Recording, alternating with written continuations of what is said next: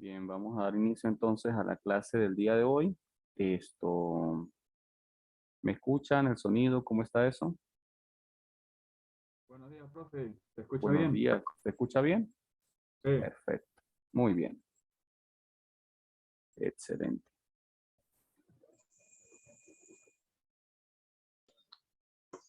¿La pantalla se ve compartida? Pregunto. Sí, señor. Sí, sí, Perfecto. profe. Ok, bien. Estábamos conversando en la clase pasada, hablábamos un poco de lo que eran los principios constitucionales del derecho tributario. Empezábamos entonces a engranar cómo era la base real de trabajo de esos principios. ¿Quedamos en dónde? Disculpe que pregunte. ¿Alguien recuerda de la clase pasada en dónde quedamos? ¿Los vimos todos? ¿Faltó alguno por ver? De progresividad, profe. Principio de progresividad. ¿Pero los vimos todos o quedó pendiente alguno? Ya vamos a revisar entonces. Progresividad, o sea que quedaron pendientes algunos, ¿sí? Ya entendí. Perfecto. Vamos entonces acá. ¿Ven la pantalla compartida allí? Y estábamos hablando entonces de ese principio de progresividad. ¿Sí es correcto? Sí, señor. Ok. Pregunto lo siguiente. ¿Se lee desde allí en la pantalla compartida o está muy pequeño? Está pequeño, profe. No se ve casi. Acá ¿Ahí se puede mejoró? hacer zoom, profe. Sí, ¿ahí quedó Sí, mejor? ¿O sí, ahí más? quedó mejor. Vamos a Un pelín colocarle un más. poquito más. De 110 todas maneras, en la pantalla se puede hacer zoom, profe, para los en, que los que están conectados por teléfono. ok, perfecto. Ahí creo que mejoré un poquito más. Está en 120 el Zoom, ¿sí? Sí, así está fino. Bueno, Sí, yo estoy por computadora. Ok, perfecto. Bueno, vamos entonces a terminar estos principios. Y quisiera, ya que pues hay que utilizar estos medios tecnológicos o tenemos la necesidad de utilizarlos, quiero tratar de más o menos mostrarle cómo es el funcionamiento desde el contexto de la ley de impuestos sobre la renta, de cómo se genera las declaraciones a través del portal del CENIAT y cómo vamos entonces a ir revisando, ¿sí? Tenemos que revisar la ley de impuestos sobre la renta casi que artículo por artículo en algunas partes, sí, para entender, pero vamos a ver una generalidad desde el contexto de lo que ustedes van a hacer, de cómo va a ser tu trabajo como contadores públicos bajo el precepto tributario, ¿ok? Sin embargo, pues vamos a empezar por el principio, que es revisando estos principios, entendiendo cuáles son los principios, porque cuando salen muchas veces procesos sancionatorios, pues es el medio de defensa idóneo que tenemos para nosotros recurrir ante la vía administrativa o la vía jurisdiccional. Creo que eso lo conversábamos en la clase pasada. ¿El principio de progresividad lo leímos o vamos a leerlo? Llegamos hasta capacidad económica contributiva, pregunto. Vamos a leerlo. Vamos a leerlo. Bien, ¿quién me colabora con eso? ¿Rosbeli puede ser o con quién? No sé. Sí, Vale, Rosbeli. dice, el contribuyente que más enriquecimiento obtenga deberá pagar mayor tributo. Es Perfecto. decir, los tributos se aplican de manera progresiva al enriquecimiento obtenido, siendo este, por ejemplo, el principio que soporta las tarifas en materia de impuestos sobre la renta, las cuales son progresivas de acuerdo al tramo en el cual se ubica el enriquecimiento obtenido. Bien, entonces una de las condiciones que tenemos desde el precepto constitucional y que tiene que ver con la realidad tributaria es que existe un principio de progresividad y precisamente leía Rosbelli, perdón, que yo debo pagar más tributos a medida de que tengo mayor capacidad económica, ¿ok? Entonces eso debe estar enfocado no solamente para, vamos a seguir aquí que estamos admitiendo algunas personas que van ingresando, ¿ok? No solamente para lo que tiene que ver con el impuesto sobre la renta, sino también para el IVA, para el IGTF, para el impuesto de grandes patrimonios. Debe tenerse siempre la misma realidad. Y en fin, para todo lo que tiene que ver el contexto tributario. Vemos muchas veces con mucha preocupación cómo en Venezuela se ha distorsionado un poco el cumplimiento de estos principios. Entonces, vamos a ver, por ejemplo, cómo cuando revisemos, eso lo van a ver en tributación 2, lo que es la providencia 071, que tiene que ver con la facturación, y se le exige muchas veces a los contribuyentes que ellos deben de comprar una máquina fiscal. ¿Alguno tiene idea cuánto vale una máquina fiscal? Nueva. Profe, yo escuché que $2.000. O esto Y no fue sé. lo que me ofrecieron. Eso es correcto, dependiendo de la marca, pero puede llegar a costar $2.000. ¿Y alguien sabe cuánto vale actualizar una máquina fiscal que de una u otra forma tenía el contribuyente, pero no le habían colocado el dispositivo para que pueda enlazarse con el CENIA vía electrónica y enviar la información, la data? ¿Tienen una idea? No, profe, yo no. ¿Alguno de ustedes?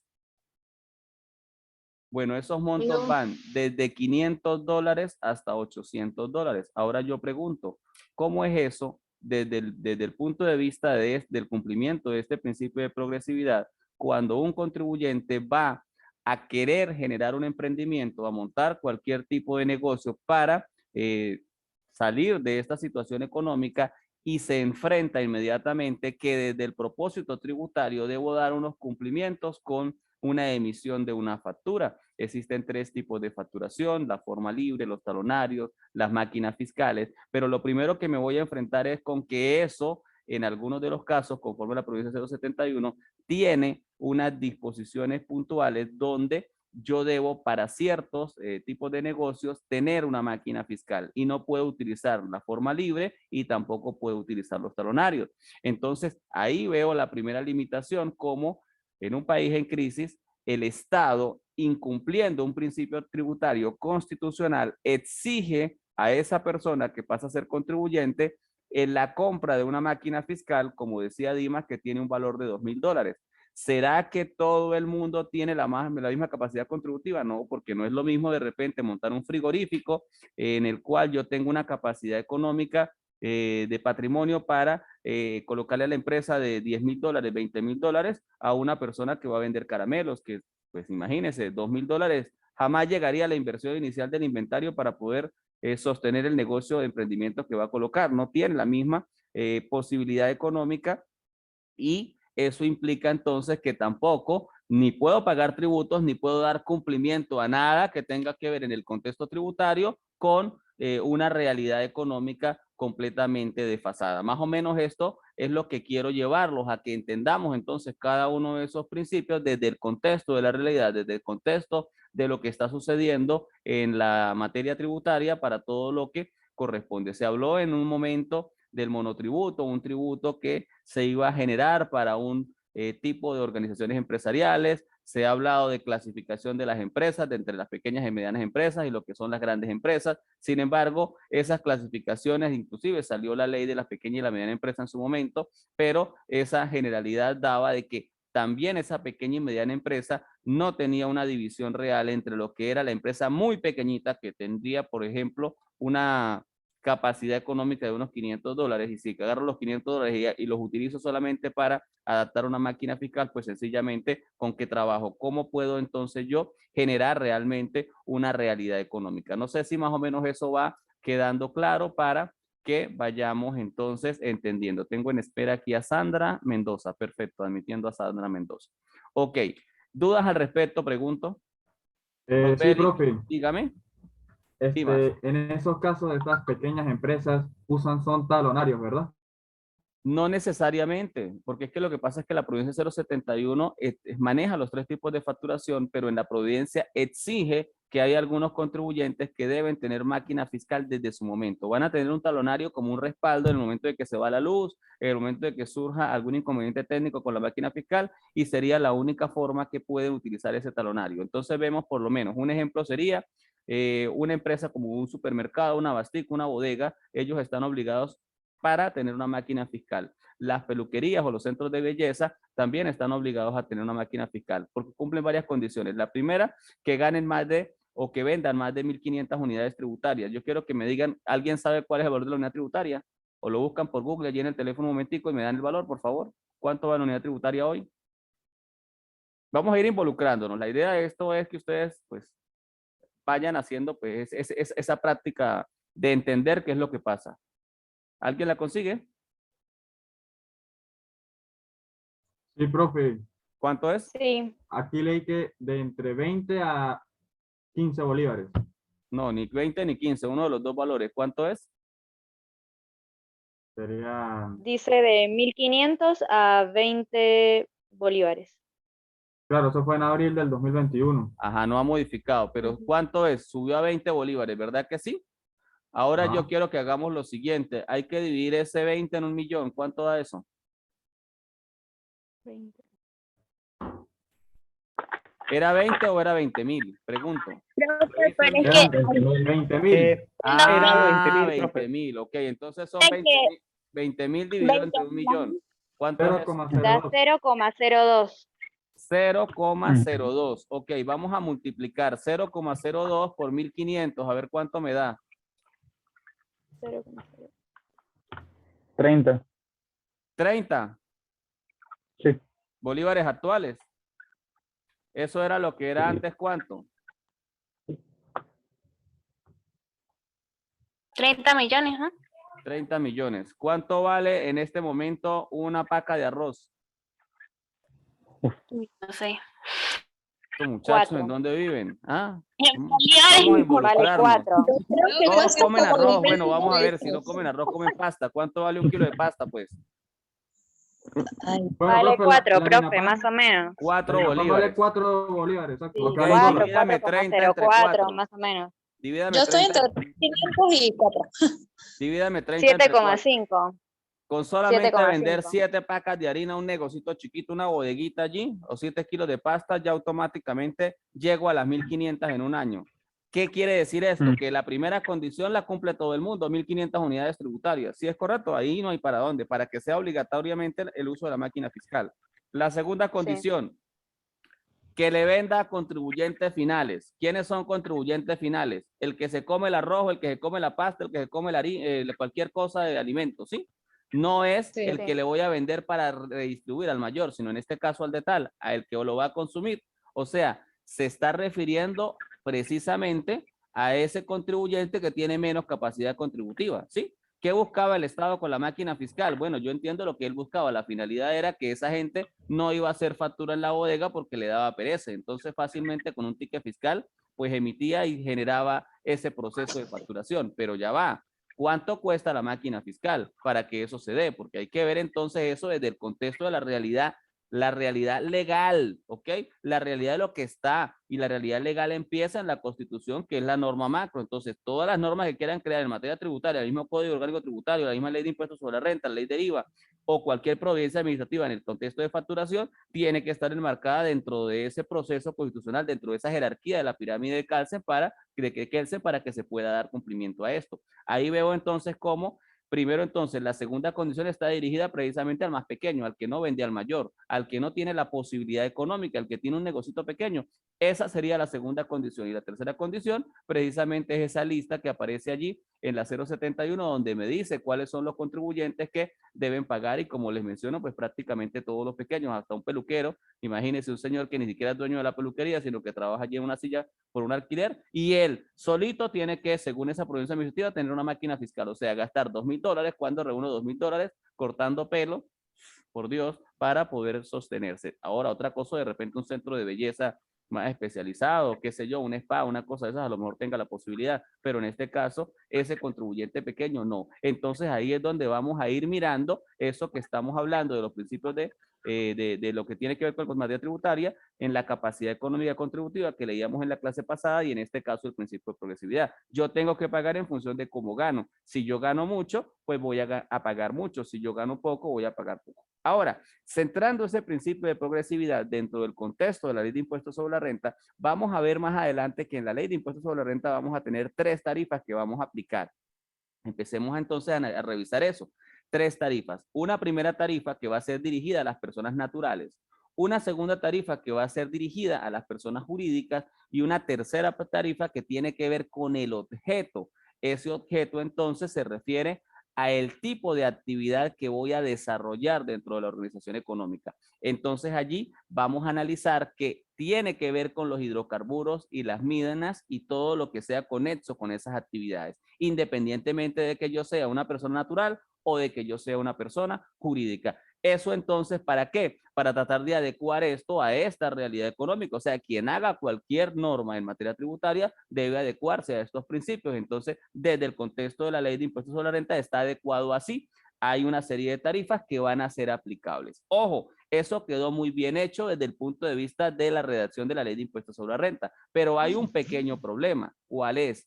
que esa tarifa 1, esa tarifa 2 y esa tarifa 3, repito, la tarifa 1 adecuada a lo que es las personas naturales, la 2 a las personas jurídicas y la 3 a los hidrocarburos, minas y conexos, esas tarifas están basadas en unidades tributarias. ¿Y cuánto vale la unidad tributaria en este momento? Hoy, 21 de octubre, 0,02 después de la reconversión monetaria. Si empezamos a ver esas tarifas y que yo voy a aplicar dentro de la capacidad contributiva, dentro de la cantidad de unidades tributarias que yo vendí a esos valores de la unidad tributaria, pues sencillamente va a suceder lo siguiente, y cuando hagamos los cálculos lo vamos a ver, que todos los contribuyentes, sea natural, sea jurídico o sea por el objeto que vendan hidrocarburos y conexos, van a tener que pagar el 34% de impuestos sobre la renta y no va a haber prácticamente distinción. ¿Qué pasa? Que todo ese sentido de la redacción de la ley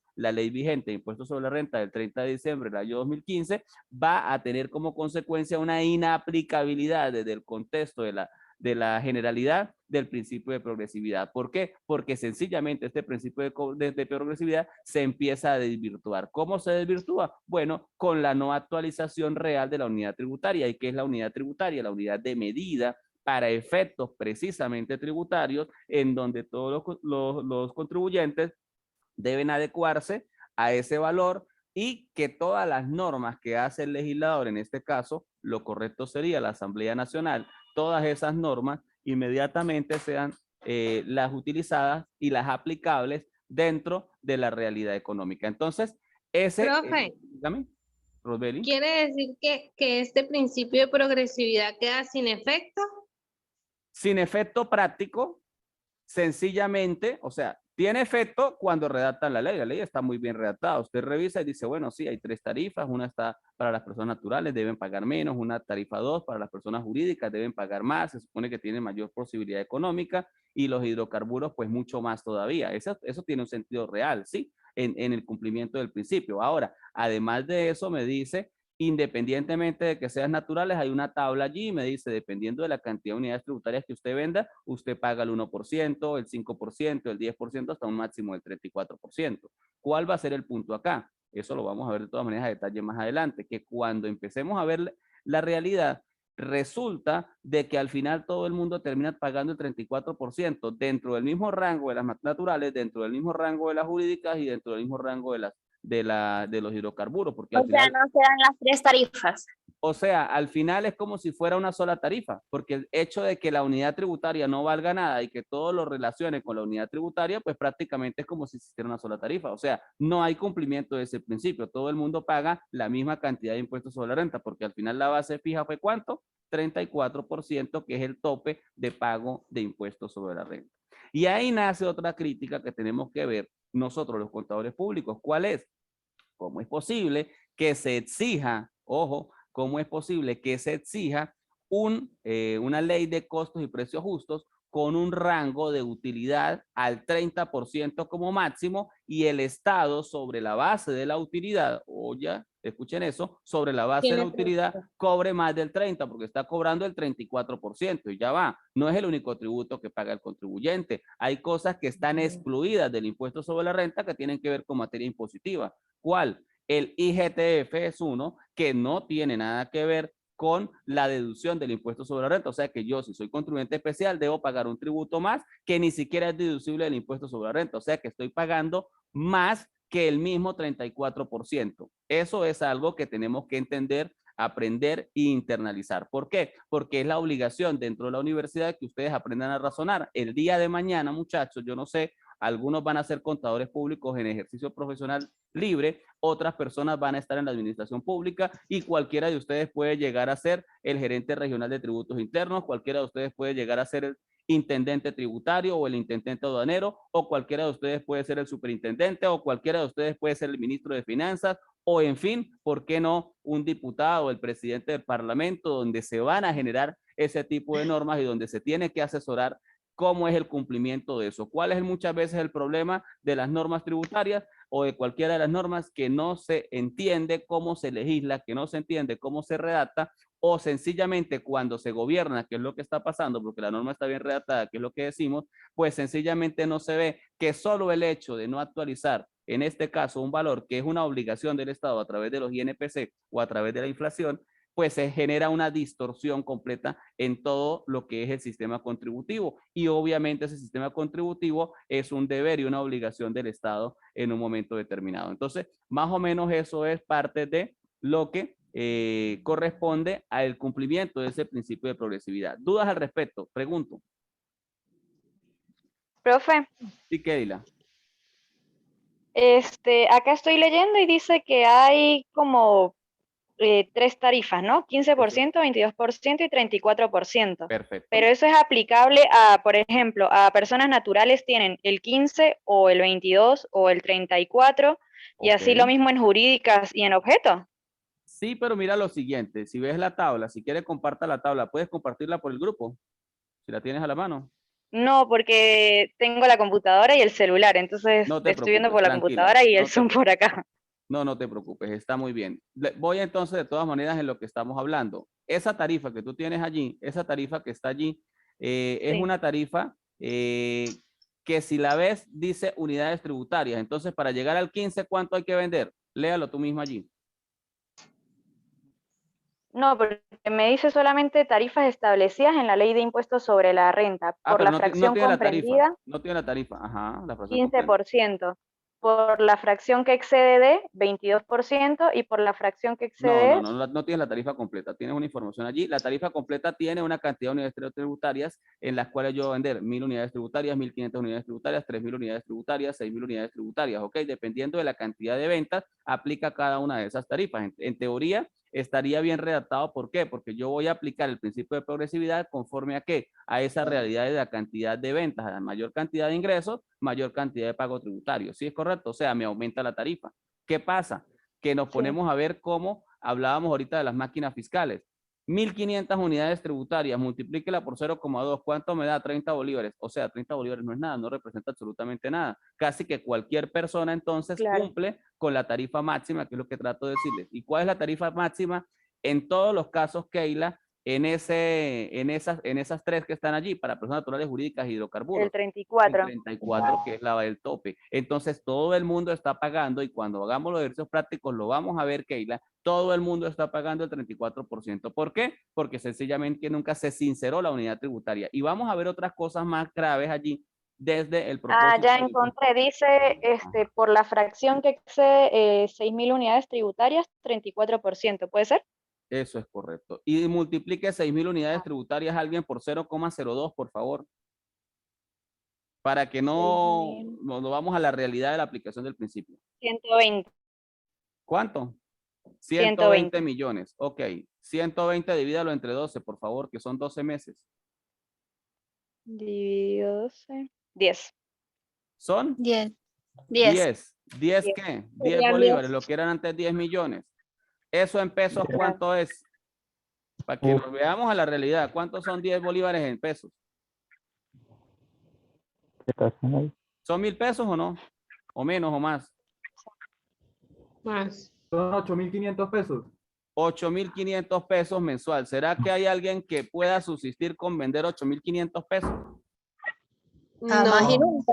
Jamás y nunca, No. vamos a estar claros, mucho menos no sería posible. nadie. Entonces, eso implica que sencillamente todo el mundo, ¿sí? Va a tener una proporción de ingreso mayor a 8500, por lo tanto, todo el mundo va a pagar sobre la base máxima del 34%. Más o menos, entonces, eso es un ejercicio práctico sencillo para interpretar ahora ese principio de progresividad. Si ven entonces cómo tenemos que tratar de comprender en la realidad, no 3 líneas allí que están en el principio, sino cómo eso se aplica en el contexto real, y precisamente ahorita estamos llevándolo a este contexto real de la ley de impuestos sobre la renta. ¿Sí? Qué ¿Dudas? triste para todas las empresas, la verdad. Triste para todas las empresas, Rosbeli, porque estamos viendo entonces cómo las empresas no solamente, Rosbeli, ya va, cuidado, estamos hablando de nosotros mismos. Nosotros como ciudadanos, todas las personas, recordemos que todas las personas estamos obligados, habíamos leído eso en la clase pasada, ¿recuerdan? Artículo 316, 317, ¿sí es correcto? Donde habíamos visto que todas las personas estábamos obligados a pagar tributos, a contribuir dentro del propósito tributario y precisamente a aplicársele esa tarifa número 1 en este caso para las personas naturales, pero independientemente, pues todos estaríamos pagando el 34%. Imagínense que yo cobrara 8,000 pesos, solamente me ganara 8,000 pesos por llevar las contabilidades o por un recurso en el tribunal o por una demanda o por cualquier cosa de esas como abogado. Mejor dicho, no viviera, no pudiera ni siquiera comer, ¿ok? Entonces, se supone que tengo un ingreso mayor a ese monto y obviamente implica entonces que mi impuesto sobre la renta a pagar como un simple ciudadano es más o es el 34% como base máxima, ¿sí? Más o menos en función de eso es que quiero llevarlos y que quiero empecemos a pensar, ¿ok?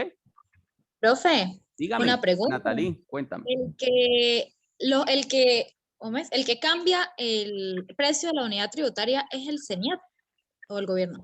Perfecto. El CENIAT forma parte del gobierno. Primero empecemos por allí. La estructura Ok. existen en este país, gracias por la pregunta, Natalie, y eso se le agradece porque eso nos va a permitir entender este proceso. Yo lo había conversado la vez pasada. Existen 5 poderes. ¿Sí hablamos de eso, verdad que sí o no? Sí, Profe, lo sí, que el pasa poder Ok, y les dije que de ponémosle. esos 5 poderes existía entonces el Ejecutivo Nacional y el Ejecutivo Nacional estaba el Presidente de la República, el Vicepresidente, el Consejo de Ministros y estaba el CENIAT, ¿sí? Ojo, el CENIAT entonces es una superintendencia que depende del Ministerio de Finanzas. O eso ya dice que depende de un poder que es el Poder Ejecutivo en el ámbito administrativo. Allí entonces la norma dice que el CENIAT se encargará de sugerir conforme a la inflación el monto de la unidad tributaria. Ojo, cada vez que eso pues genere una distorsión económica. ¿Qué está sucediendo en Venezuela? Que tenemos unos rangos inflacionarios impresionantes y implica que el Banco Central de Venezuela como ente regulador publica esos INPC, Índice Nacional de Precios al Consumidor. ¿Qué es eso? Un indicador que mide la inflación y la variación de inflación de forma mensual. ¿Cuánto aumentó la inflación en enero, febrero, marzo, abril, mayo, junio, julio, agosto, septiembre y octubre? Ojo, eso quiere decir que en función de eso debe hacerse una actualización de la unidad tributaria. No es posible entonces que si todas las leyes se hicieron sobre una realidad, esa realidad sea entonces aplicable en el contexto. ¿Qué prefirieron hacer ellos en el año 2020? Decidieron, mire, fue tanto que decidieron para no aumentar la unidad tributaria y aceptar que había inflación, que eso ya no es un problema tributario, es un problema político, decidieron reformar el Código Orgánico Tributario y establecer todo el marco sancionatorio ya no en unidades tributarias. No fue que la dejaron de lado, hay cosas allí en el código que te quedaron en unidades, pero dejaron allí entonces la aplicación de la moneda extranjera de más valor. Entonces, no llamaron dólar, no llamaron euros, no llamaron moneda esterlina, no llamaron nada de eso, pero dejaron abierto ¿para qué? Para que el Banco Central de Venezuela aplicara todas las sanciones, no, ni siquiera en petro, porque el petro no es una moneda, cuidado con eso, Rosbeli, el petro no es una moneda.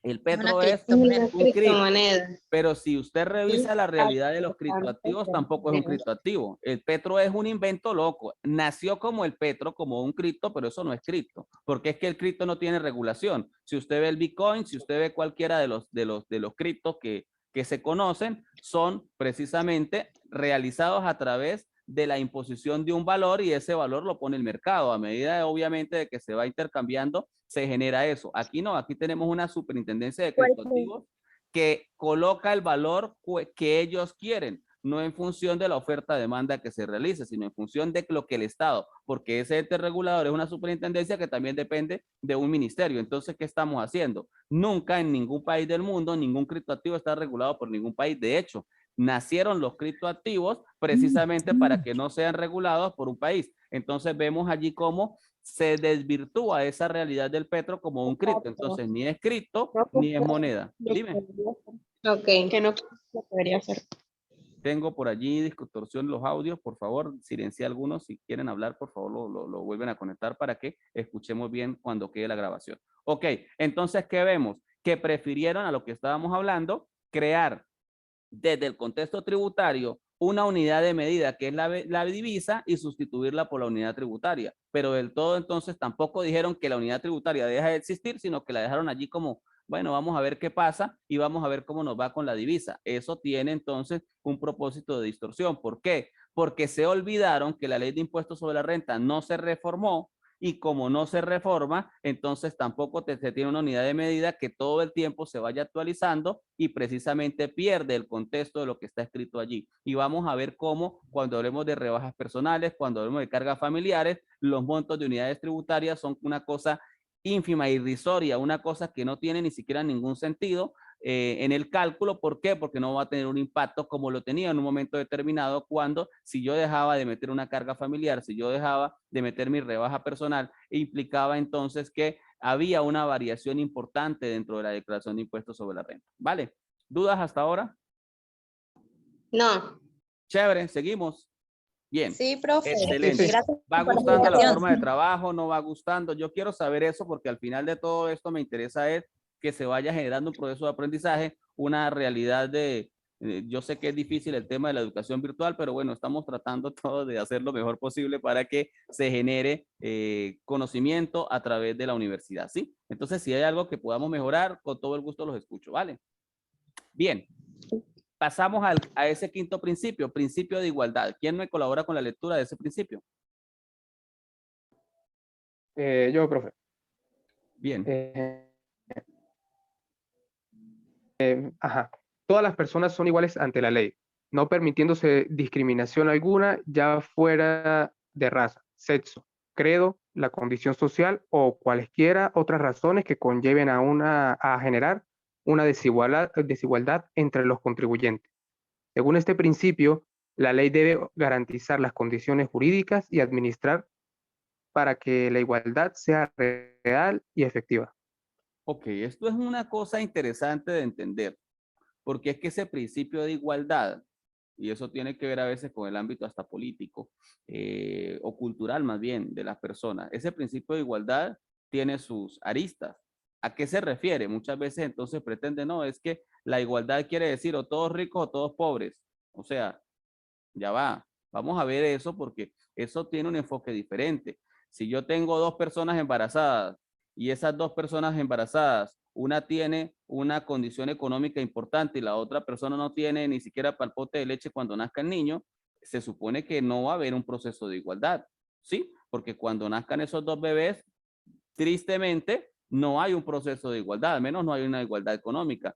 Ahora, hay que ver esa relación a qué pretende la ley con el principio de igualdad. La ley pretende con el principio de igualdad tratar de favorecer al débil jurídico, a esa persona que precisamente no tiene la capacidad económica, no tiene esa condición real para defenderse, y cómo entonces hago yo para defender de cierta manera a esa persona. Y vamos a colocar un ejemplo así puntual, interesante en el mundo de los negocios. Vamos a ver el derecho laboral para colocarlo solamente como ejemplo. ¿Quién tiene más capacidad económica, el patrono o el trabajador?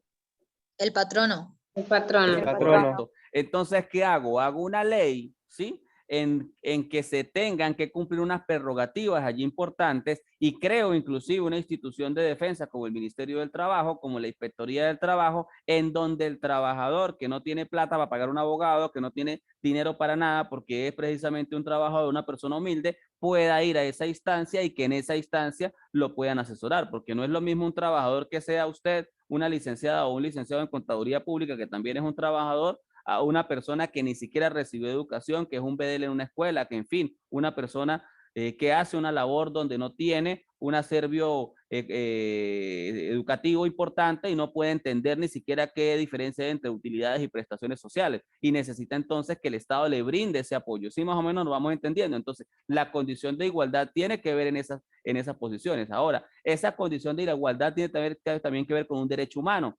El Estado debe garantizar que no exista ninguna discriminación por raza, por sexo, por credo o por condición social en cualquiera de las cosas. Eso significa que dentro del ámbito económico, esas personas naturales y esas personas jurídicas no deben tener ningún tipo de discriminación. No puede decirse, no, es que esta empresa es menos o más que aquella, o esta persona es menos o más comerciante. No, el artículo 2 del Código de Comercio establece quiénes son y quiénes no son comerciantes, y obviamente deben respetarse independientemente de su posibilidad económica. La posibilidad económica solo va a servir dentro de los principios anteriores que leímos, que era el principio de progresividad y el principio de capacidad económica. A mayor cantidad de dinero que yo produzca, pues mayor cantidad de pago tributario, porque es un deber que me corresponde. Ojo, aquí lo vamos a ver tanto en el sentido económico de las empresas como en el sentido económico de las personas naturales, porque al final recordemos que el propósito tributario va dirigido a las personas naturales y va dirigido a las personas jurídicas sin distinción.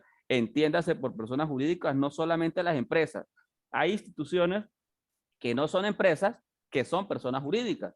Por ejemplo, las fundaciones, las asociaciones civiles, son organizaciones que de una u otra manera también forman parte de esas personas jurídicas, y hay personas jurídicas creadas por la administración pública con finalidades específicas. Todas ellas entonces muchas veces cancelan tributos o están obligadas al pago tributario, y de una u otra forma entonces debe darse cumplimiento a ese sentido. Entonces ese principio de igualdad trata solamente de no menoscabar esas condiciones, pero no se quiera pretender que ese principio de igualdad quiere decir que todos somos iguales, porque nunca va a haber ese proceso real de igualdad. Lo que va a buscar la ley es ver cómo hace un propósito de asesoría, y vemos entonces cómo el mismo CENIAT tiene una unidad que es la unidad de atención al contribuyente, donde la persona puede ir y preguntar. ¿Por qué? Porque a lo mejor esa persona que es un simple trabajador, el 31 de marzo también tiene que hacer su declaración de impuestos sobre la renta y no la sabe hacer, no tiene ni siquiera para pagar un contador, entonces tiene que ir y dirigirse a la misma institución para que esa institución le brinde ese apoyo correspondiente. Esa es la realidad o el sentido del contexto jurídico dentro del propósito tributario. ¿Dudas al respecto? Profe, Dígame, Natalie. o sea, eso lo que significa, como usted puso el ejemplo con el derecho laboral, yo me acuerdo que ahí insistía muchísimo el profesor en que siempre, eso, que la ley iba a amparar al más débil. En este caso el más débil era el trabajador, ¿sí? Correcto. O sea, siempre como que iba en favor al trabajador, pues, para Sí, apoyarlo, para apoyarlo, bueno. Entonces, con respecto a esto, significa que, o sea, como se dice, no es que hay que todos somos iguales, o sea, yo le entendí el punto. Lo que se busca es que la ley ampara al más débil para que también pueda tener los mismos derechos que tiene, en este caso, el patrono, ¿sí? O sea, es como que para que ellos también tengan la oportunidad de acceder a los mismos beneficios, es lo que usted trata de decir en el principio de igualdad. Y se lo voy a poner más claro, Natalie. Vamos a irnos un poquito más allá. Yo siempre, a veces se me volvería hasta cansón con ese cuento de los poderes porque suena como raro, pero bueno, ni modo, es que pues tenemos que partir de ese hecho sólido. Yo sé que en Venezuela no se cumple la igualdad de los poderes, pero bueno, es lo que dice la Constitución que debe cumplirse. Lamentablemente esto que está aquí no está por tomar el pelo. La Constitución establece que debe cumplirse y de verdad no sé por qué no se cumple. Hay que buscar la manera de que esto cambie. Voy. Existen 5 poderes, ¿verdad que sí? De esos 5, el CENIAT depende del poder ¿qué? Ejecutivo, ¿sí? Pero existe un poder que es el Poder Judicial, que lo representa el Tribunal Supremo de Justicia y los magistrados, ¿sí? Y ese poder tiene, ojo, mire la explicación que le voy a dar práctica desde el contexto tributario, ojo, ese Tribunal Supremo de Justicia tiene un tribunal que ve o que conoce todas las materias tributarias y se llama Tribunal Contencioso Tributario, ¿sí? Ese Tribunal Contencioso Tributario, ¿sí? Debe conocer todo lo que tiene que ver en materia jurisdiccional con el pago de tributos. Y mire cómo va a funcionar el principio de igualdad. En un momento determinado, ¿qué hace usted si usted es un contribuyente y el CENIAT llegó a su instalación, a su negocio y le colocó una sanción y usted agarra y revisa la ley de impuestos sobre la renta